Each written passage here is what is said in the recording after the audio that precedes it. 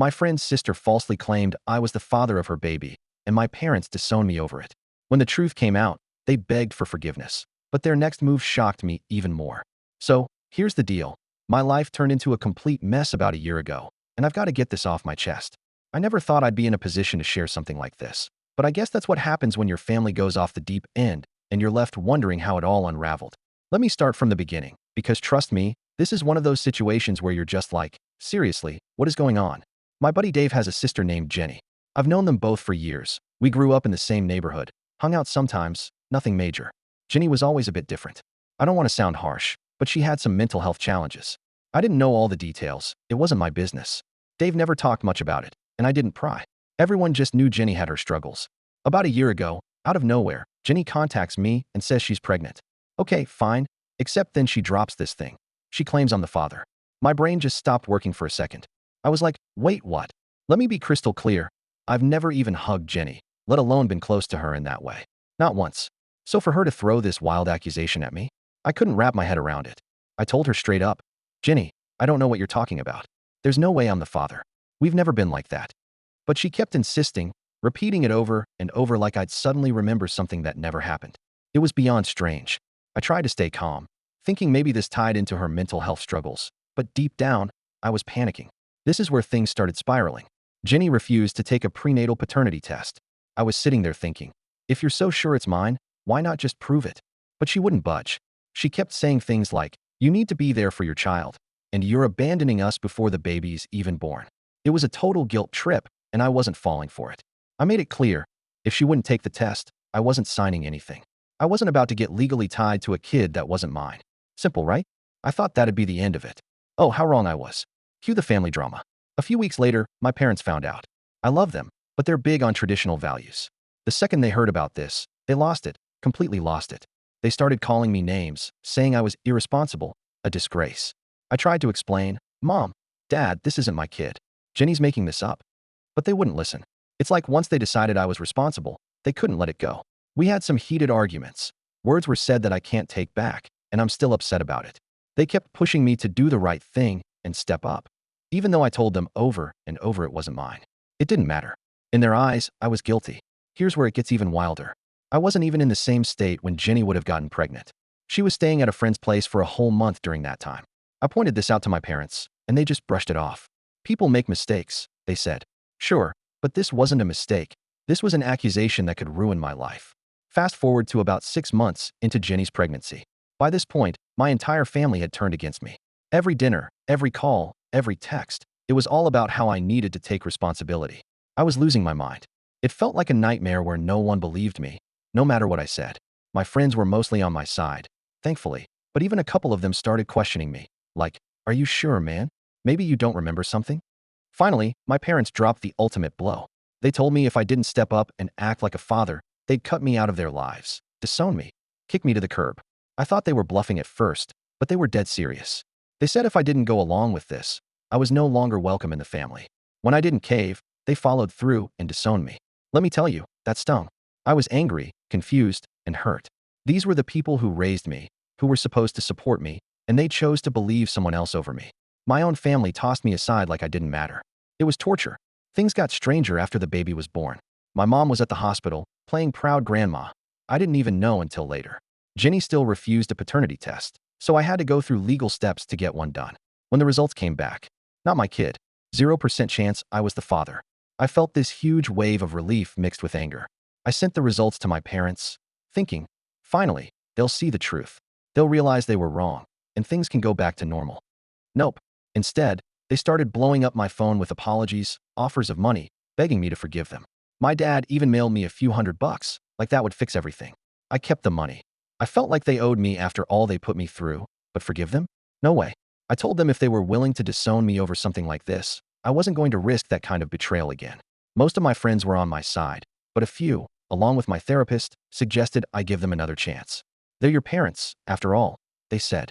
I get it, but how do you forgive someone who was so quick to abandon you? How do you trust someone who believed a lie over their own child?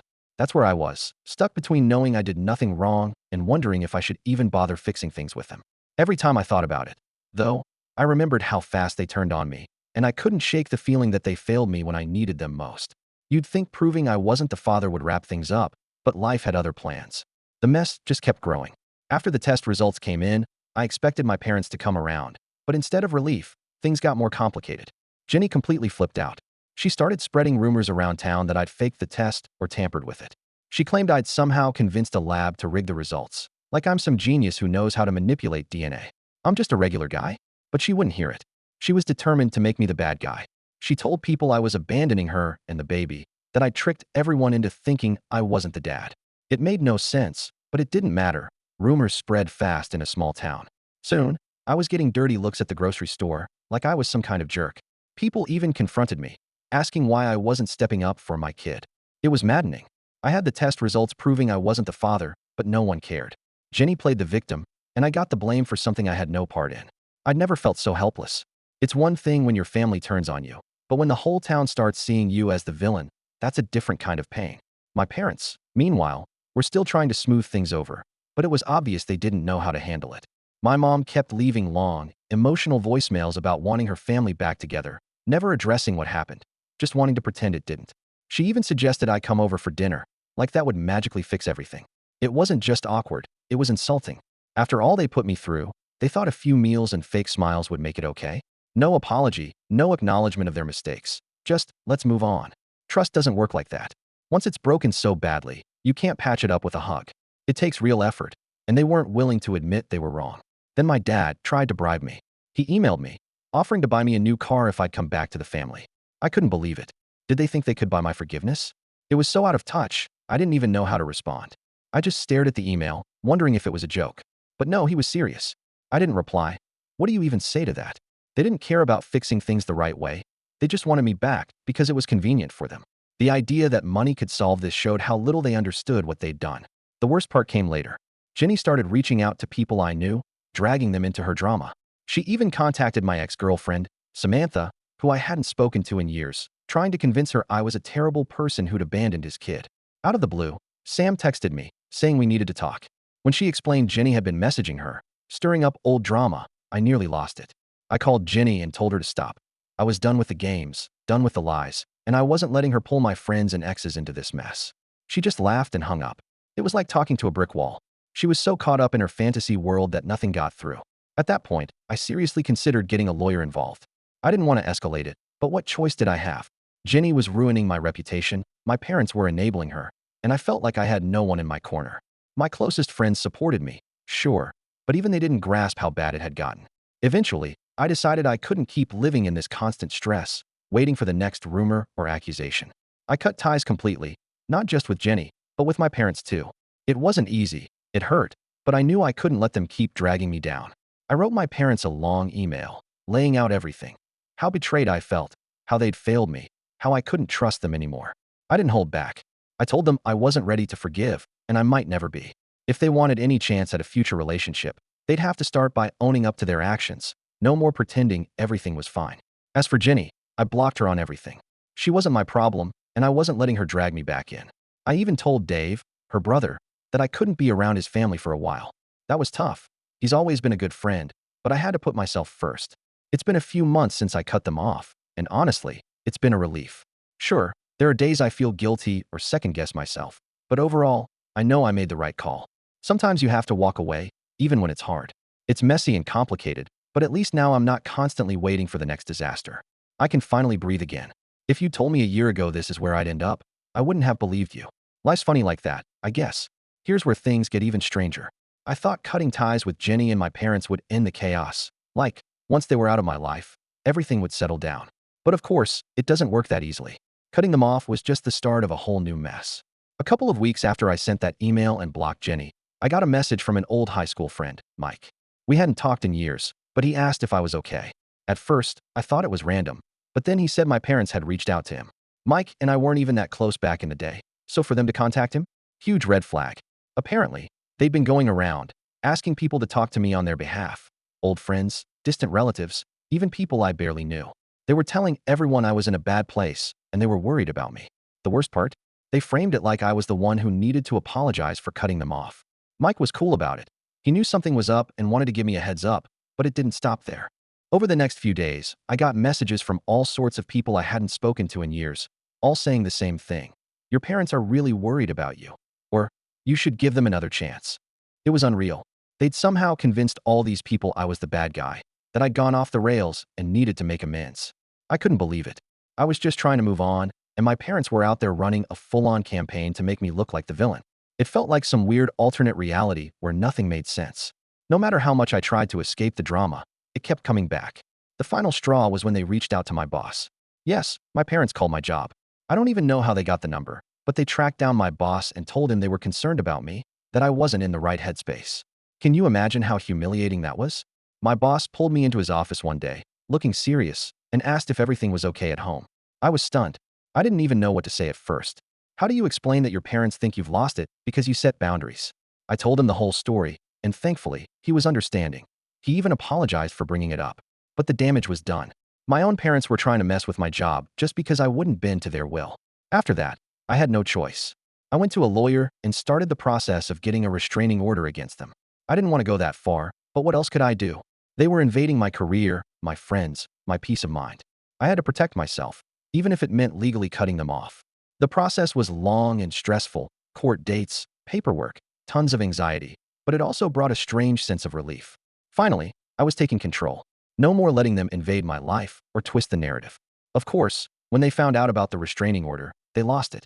My mom sent me a long, guilt-filled email about how she never imagined her own son would do this, how family is supposed to stick together no matter what. She said I was tearing the family apart, that I was causing all the pain. It was textbook manipulation, but I didn't take the bait. I didn't respond. I wish I could say that was the end, but things got worse before they got better. One day, I came home from work to find my car vandalized. Someone had keyed the word liar into the side. I had no proof it was my parents. But who else would it be? I hadn't told many people about the restraining order, just a few close friends. My parents were the only ones with a reason to do something like that. It felt like they couldn't handle losing control, so they lashed out however they could. I filed a police report, but nothing came of it. Just another reminder that sometimes, even when you do things right, the people who are supposed to love you can turn into your worst enemies. I started parking my car at a friend's house after that, just to be safe. I couldn't take any more chances. I even installed security cameras around my apartment in case they tried something else. It felt like I was living in constant paranoia, always waiting for the next blow. But eventually, things calmed down.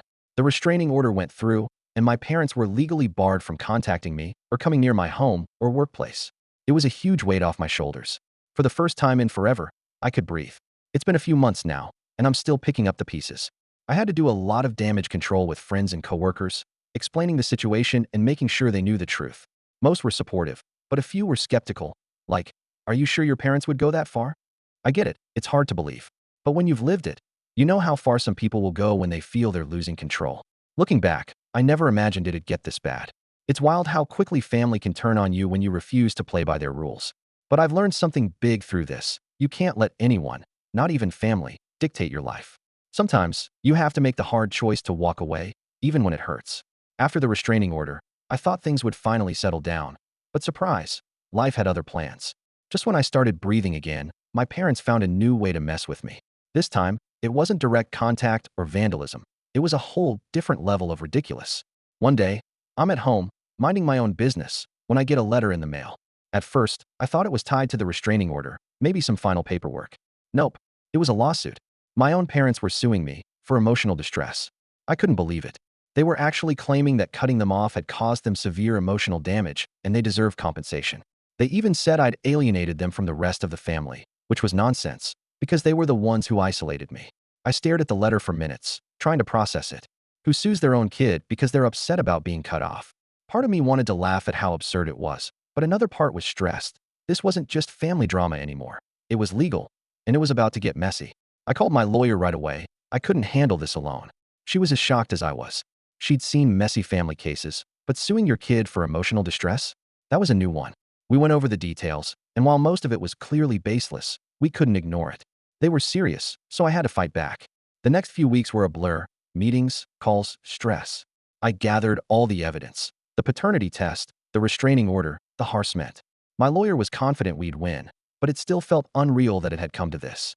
My own parents were dragging me through the mud in court because I wouldn't let them control me. And they didn't stop at the lawsuit.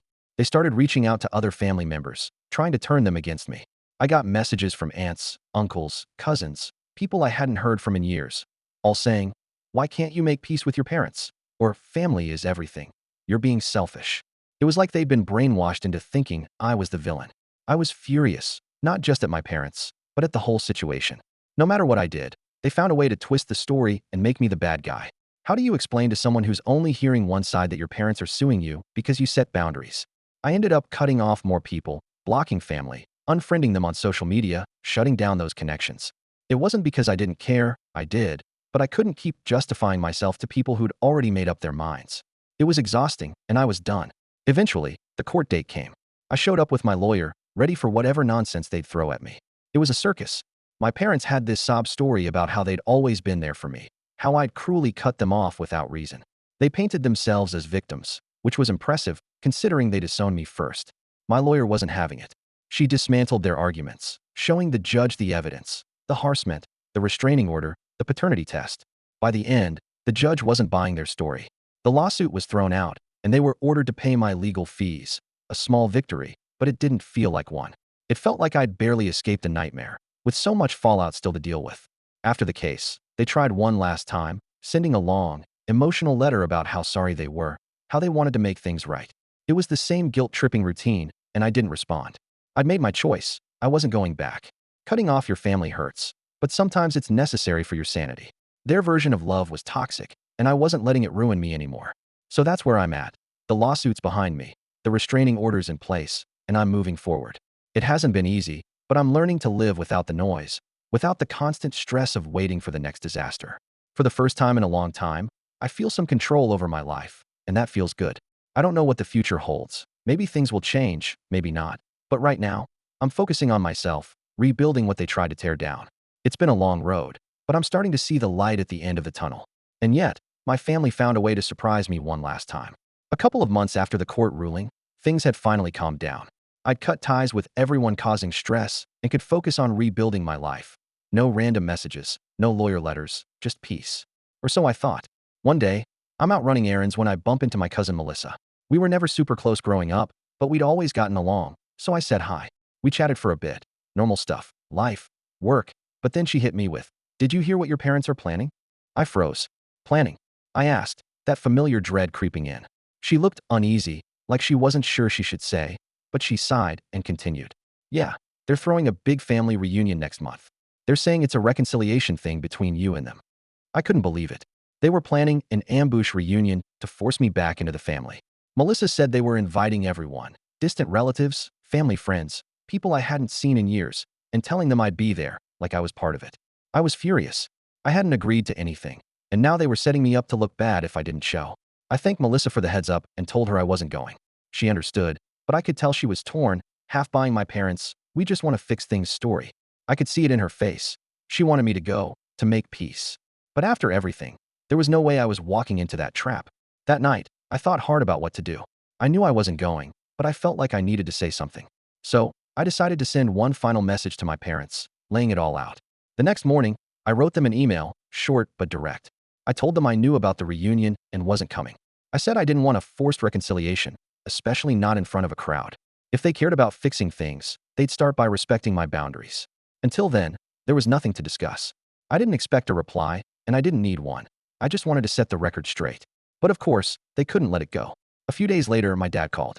I didn't answer, but he left a long voicemail about how I was tearing the family apart, how the reunion was supposed to be a fresh start.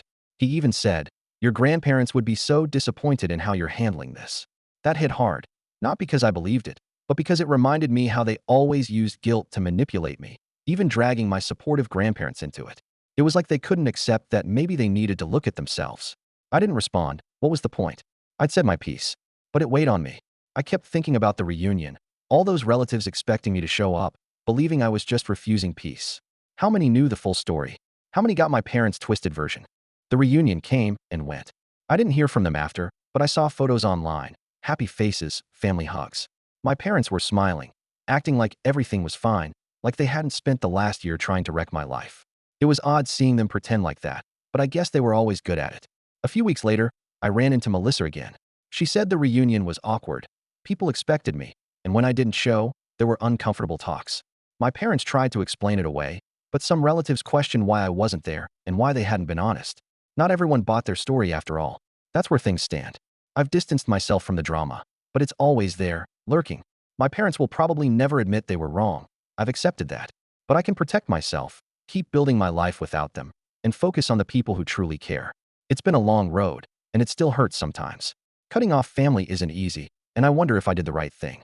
But deep down, I know I had to. My mental health, my future, mattered more than their toxic cycle. Maybe one day things will change, maybe not. Either way, I'm done letting them control me. I've got my own path now, and for the first time in a long time, I'm walking it on my own terms.